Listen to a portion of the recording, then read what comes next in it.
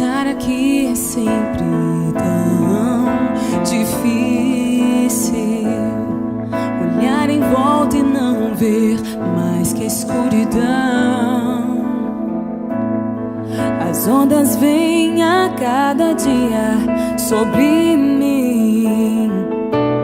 Ventos incessantes não me deixam descansar. Mesmo assim, estou de pé. Não tenho nada além de um sonho e uma inesgotável fé. Isso me faz insistir em estar aqui. Você sabe, eu quero fazer mais que apenas viver. Eu quero andar sobre as águas, sem medo de me afogar. Mesmo que os ventos me façam tremer, olhando em teus olhos e segurando em tuas mãos, eu sei que está tudo bem.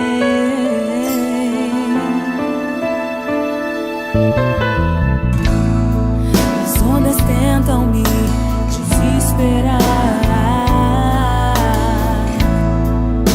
me desacreditar. Oh, os ventos dizem que tudo isso é bobagem, e o que vale é a realidade. Oh, mas em tuas mãos eu posso ter força pra seguir e não olhar pra trás.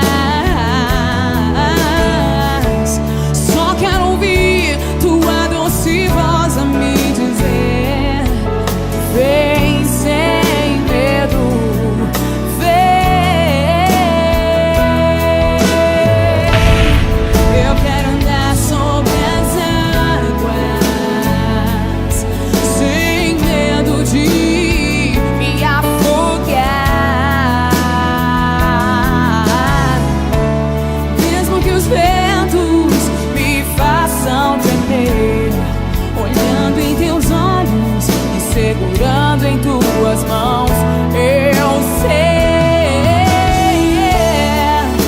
Sim, eu sei, não é ilusão.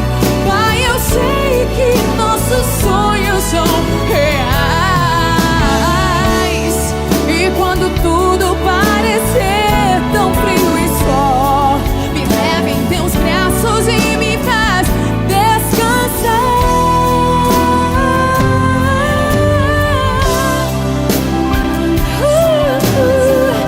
Eu quero andar sem medo de me afogar.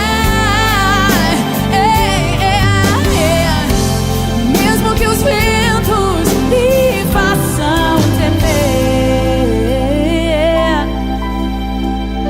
olhando em teus olhos e segurando em tuas mãos, eu sei que está tudo bem. Tudo bem. Eu quero